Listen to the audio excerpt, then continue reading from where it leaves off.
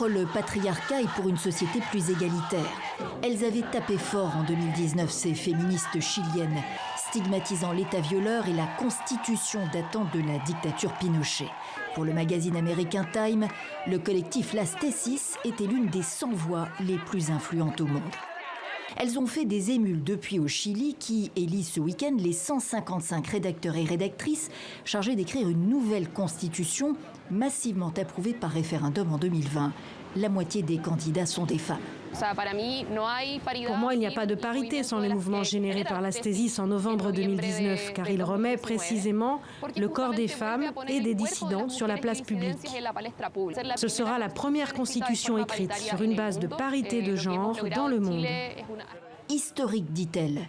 De nombreux Chiliens considèrent en effet le vote comme le plus important depuis le retour à la démocratie il y a 31 ans. L'espoir est immense. Si nous avons la possibilité d'écrire une nouvelle constitution, c'est parce que le peuple s'est mobilisé.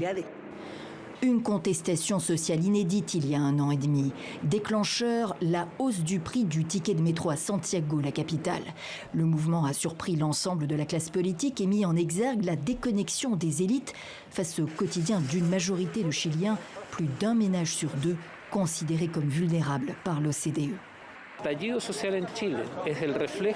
L'agitation sociale au Chili est le reflet de l'échec de l'État. Nous avons donc besoin d'un État actif pour protéger la santé, renforcer l'éducation, fournir des retraites décentes, établir le droit au logement et bien sûr le droit à l'eau en tant que droit humain fondamental. Sans oublier la reconnaissance de l'ancrage territorial, insistent les candidats de la communauté amérindienne Mapuche. 17 sièges seront réservés à des représentants indigènes dans la Convention constitutionnelle qui aura 9 mois pour rédiger la nouvelle loi fondamentale.